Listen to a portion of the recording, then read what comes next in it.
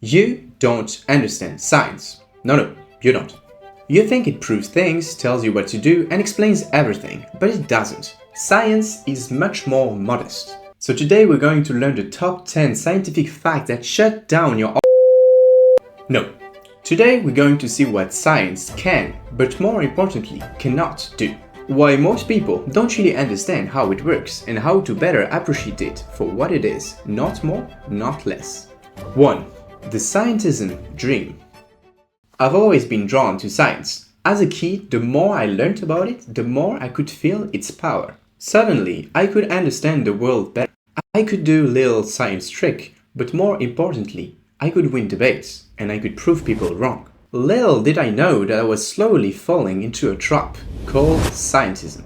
The belief that science can explain everything, that it's the ultimate state of knowledge. That arrogance wasn't doing me favors. I was blinded by science effectiveness without seeing that actually it wasn't answering the most important questions. Scientism first rose in the Enlightenment in Europe, when people like Newton and Galileo could literally predict the movement of planets. If science could explain the stars, what couldn't it explain? Later, in the 19th century, thinkers like Auguste Comte argued that science was the ultimate stage of knowledge.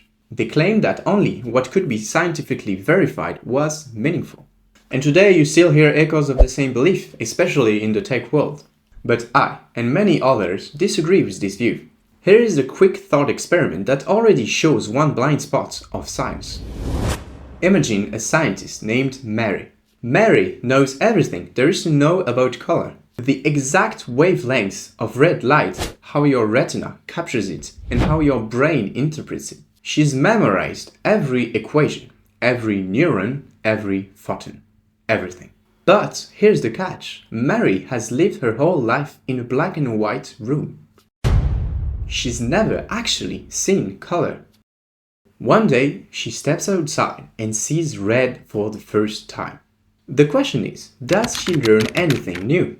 Most of us would be tempted to say yes. She hasn't just learned about red, she has experienced it. And that is something science cannot give you. You can be the most knowledgeable surfer in the world. If you've never actually surfed, you're definitely missing something fundamental.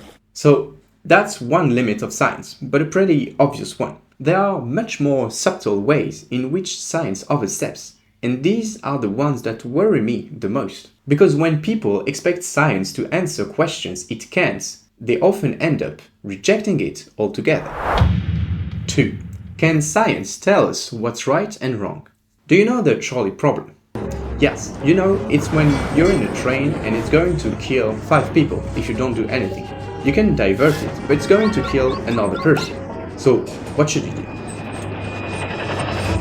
I think that today this is sort of the quintessential moral dilemma in popular culture. So, I'm not going to answer what you should do here, but one thing is sure, science won't help you. Science doesn't tell you what you should do. It only tells you what happens when you actually do it. It's about description, not prescription. See my last video for more details. So let's make it more concrete. Let's say that you punch someone in the face, maybe because he's not using the metric system. Science can tell you that when you do, pain receptors activate, the signals travel through the brain, and the person eventually feels the pain. Now, philosophically, you can say that causing pain without consent is immoral.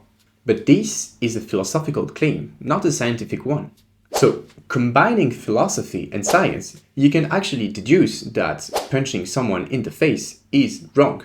But you see that science alone wasn't enough. We did need philosophy. So, should statements appear in morality, but also more generally in decision making? For example, science can tell me exactly what to eat, when to sleep, and what workout to do in order to make me fit. It can tell me about all the social and health benefits about being fit. But at the end of the day, the decision belongs to me, not to science. If, for any reason, I value eating cheesecake every night more than I value having abs, science won't tell me that I'm wrong. This is not based on a true story. Science doesn't bear judgments. We do. Fine, so science doesn't bear judgments. but at least it proves you facts, right? Right. 3. Can science actually prove things? Can science prove things? This one is big. It's so big that even some scientists actually fall for it. Can you tell me what is a proof? If you're stuttering, I'll help you. A proof is a logical demonstration that the conclusion must be true if the premises are true. It is not based on experiments, probabilities, or evidence. It's based on deduction. In other words, you will never obtain a proof from a scientific experiment. Let's take an example because I can see that you're lost. You can prove that the sum of the angles of a triangle is 180 degrees. The premises here are the axioms of Euclidean geometry. Just think of these as the rules of the game of geometry. So, if you assume these axioms, then the proposition, the sum of the angles of a triangle is 180 degrees, must be true. It just cannot be otherwise by the laws of logic. And if you think that you could just draw a triangle and measure its angle, you're gonna give a heart attack to all your math teachers and also to me. So please don't do that. If you still got lost, here's a non-mathematical example. When I say Socrates is a man, all men are moral, therefore Socrates is moral. This is also a proof. If the premises are true, and they are, then the conclusion must be true, because this is what we call a valid argument. It follows the laws of logic.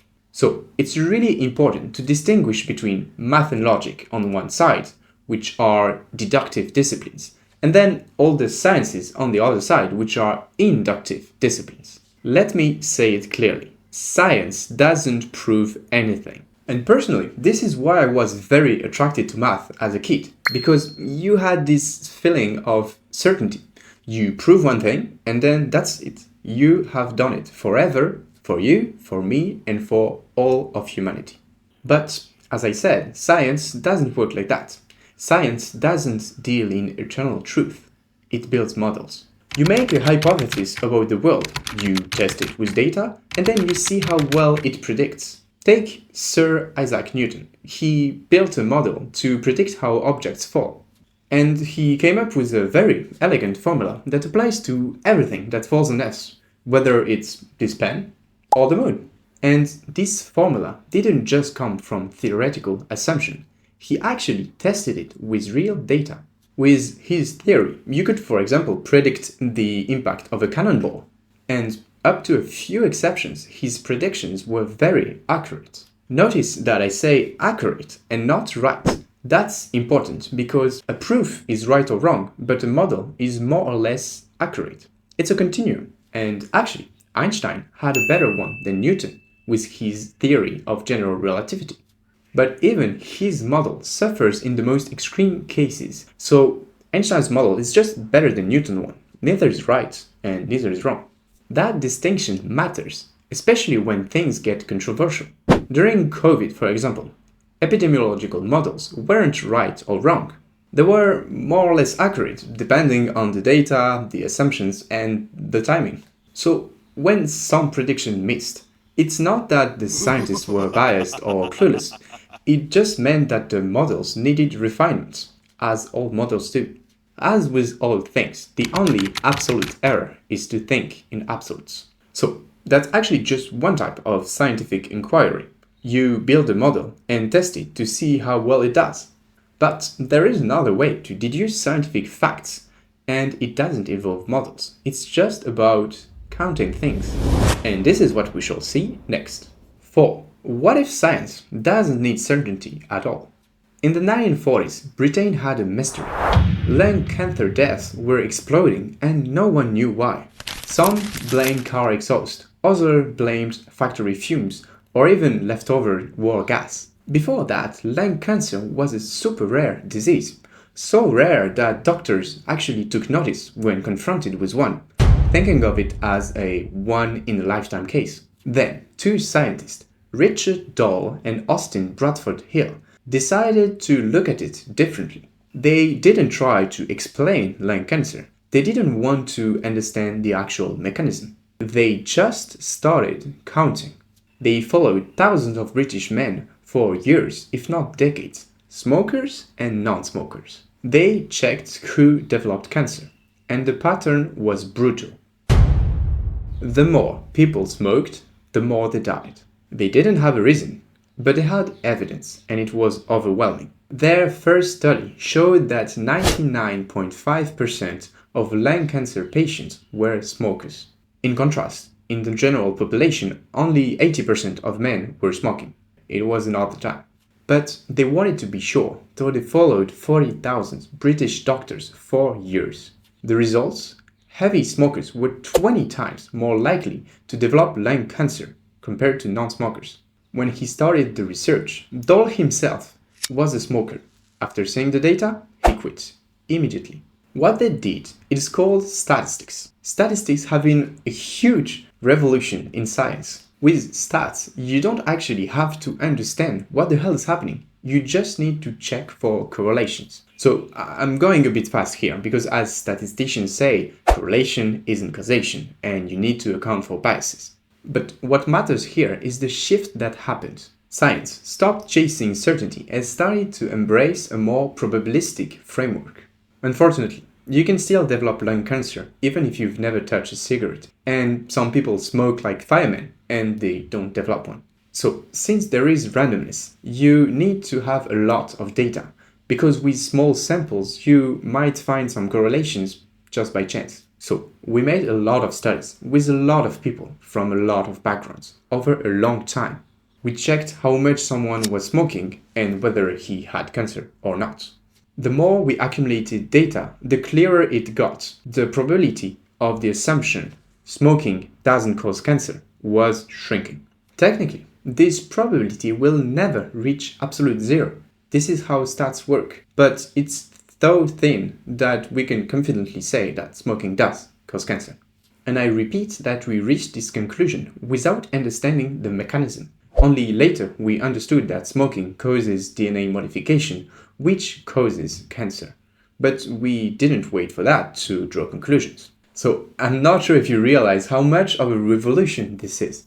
I'm not just explaining science so you can brag at your next Monday dinner. Thinking of science in terms of probabilities instead of proof is a real paradigm shift that should happen in your mind. So next time you see science just proved X, whether X is coffee causes cancer, gravitational wave exists, or the Earth is flat.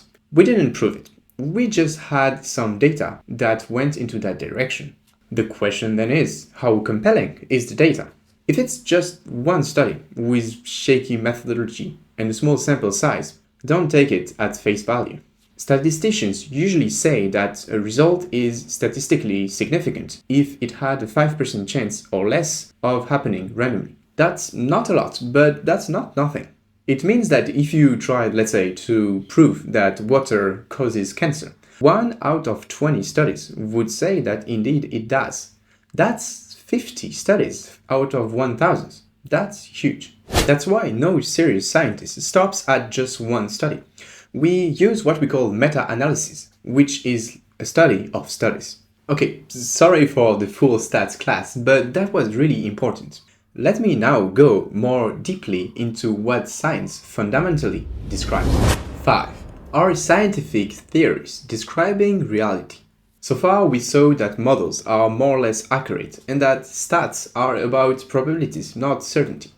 We basically destroyed the myth science is all about certainty. So if you already understood that, it's great. I'm really proud of you. But there is a deeper question. Can science actually describe reality? You know Newton's law of gravitation, that neat little formula that tells us how objects attract each other. Einstein came after that and he said, no, gravity isn't a force, it's the curvature of space-time in itself. So we have the same phenomenon with two completely different interpretations. So which one is better? We know that Einstein's is more accurate. It's able to predict trajectories in intense gravitational field. But is it right? Well, recent discoveries seem to suggest that his theory is actually not doing so well in very far distances. That's why modern physicists tweak it with tools such as the cosmological constants, dark matter, and dark energy. It's also not doing great with very dense objects like black holes. and also the universe at its earliest stage. Maybe we'll one day come up with an even better model that surpasses general relativity. Maybe it will even be able to reconcile general relativity with quantum theory. And maybe it will describe reality in, again, a very different way. But even then, we couldn't know if it's right. Science cannot know the metaphysical reality of things. It can only infer rules from phenomena. To picture this, let me tell you a story.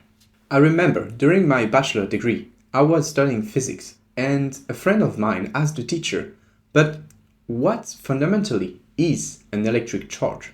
The teacher answered, "Well, an electric charge tells you how much a particle is affected by electromagnetic fields." My friend frowned. "Yeah, but that's what it does, not what it is." The teacher paused, then asked back, "Well, what's a mass?" Pause the video and try to think about it. What is a mass? Mass is expressed in kilos, or pounds if you're American and can't have a meaningful system of measure. But what is it fundamentally? What does it mean to be 70 kilos? If you try to think about it, being 70 kilos, just tell other people how much you react to gravity. You will be easier to lift than someone who's 100 kilos, and you'll probably produce more damage to a wall if you run into it than the 100 kilos person.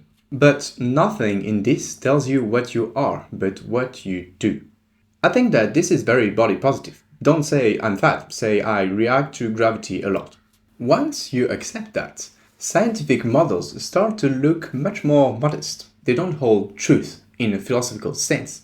They're just a way to describe phenomenon and make predictions. They will also be subject to refinement, and as science progresses, we'll be able to describe interactions more precisely and more elegantly. So saying that Newton was wrong and Einstein was right just doesn't make sense. They are just models, not reality itself, and one is better than the other. So science is not about finding the true theory. It's about finding the useful ones. As one statistician famously said, all models are wrong, but some are useful. But does this usefulness give us direction in life? 6. Can science give life meaning? Why are we here? What is the meaning of life? Does anything actually have value, or are we just atoms pretending to care? These are existential questions, and they might have kept you awake at night a few times. So does science have anything to say about this? See, when you ask a why question, there are two ways to answer. Either you give a reason, like a mechanical cause, or you give a purpose. Example, suppose I ask you, why is the kettle boiling? A scientist might say, well, it's because the heat energy is making the water molecules move faster until they eventually turn into steam. That's the mechanistic why, the cause. But your grandmother might say, well, it's because I'm making tea. That's the purpose why. On something with more importance, if you ask why are we here, science can answer the mechanistic why. It can tell you all about the Big Bang, how the planets form, and why life on Earth emerged. It can tell you the theory of evolutions and how it led to humans, and maybe the history of civilizations and why some were more successful than others. You will know why we are here, as you will know all the chain of events that led us to here. But you won't know any purpose for this, any meaning. Science doesn't give you that, as once again, science is about describing. When Richard Dawkins, one of the most famous scientists and also atheist of our time, is asked about the question of the meaning of life, he says that science doesn't own you one. From a scientific point of view, the meaning of life is the propagation of DNA, but that's not what I feel. That's not the meaning of my life. I think that this is a very honest answer. If you're an atheist and reject God, don't expect science to give you meaning. You can find it elsewhere, of course. I'm not claiming that religion is the only way to find meaning, but science won't give it to you. And this is exactly where scientism overreaches. If you expect science to give you ultimate meaning, you will be disappointed, and this disappointment can lead people into nihilism or reject science altogether. But there is something else that makes people turn against science. Scientists. 7. If scientists are biased, can we still trust science? We've talked a lot about science, its powers, its limits, also its blind spots. But there is something else that we cannot ignore. Science isn't some divine oracle. It's done by people. And people are biased. So, can we still trust it? Well, yes, but with some caveats. First, it's a very good reflex to check for biases when presented with evidence. If 10 scientists tell you that smoking is perfectly fine for health, but you later find out that these 10 scientists were hired by a tobacco company, well, you can reasonably raise doubts. In the same way, if all of your scientists are leaning left or right politically, or they're all male or all female, you should also have room for questions. We need to account for biases, not blindly reject biased studies. Why? Well, first of all, because we all have biases, but also because the scientific enterprise is done in such a way that make biases not deal breakers. Basically, when you try to publish a research paper, your paper will have to be reviewed by other scientists, and if they see problems in the methodology, they will reject it, or maybe ask to edit it at least. The level of scrutiny of the researchers depends on the fame and prestige of the journal in which you publish your article. That's why all findings aren't equal. Some very bad journals would publish anything, while others, like Nature or Science, are very demanding. And when we want to know if X causes Y, we don't just look at one study. We take the whole body of evidence, and different laboratories with different interests will have biases going in different directions. That's why when the evidence is consensual from very different agents, you can be quite sure of the results. That being said, not all biases cancel out. Today, most of the scientists are men, and they are leaning left politically. This is probably fine when we talk about hard sciences like physics and chemistry, but it's much more concerning when we go into social studies. It seems that the bias, though, will manifest more on the choice of the study rather than on the treatment of it. So, if you still think that science is too biased for you, I'm going to ask you one question. In what do you believe? Your gut, your feelings, what you see with your own eyes? Those are all biased too. You're shaped by your culture, your background, your experiences, and your emotions too. In fact, you, as just one person, are probably much more biased than the collective scientists all around the world trying to correct for their own biases. So, if you find a better way for humanity to produce knowledge, I'm all ears. But until then, I'll stick with science. 8. Wait, what was the video about? Alright, we've come a long way. We started with me, a kid, amazed at how powerful science was. The more I learned, the more I believed that science was able to explain everything. But little by little, I realized that this belief, scientism, was a trap.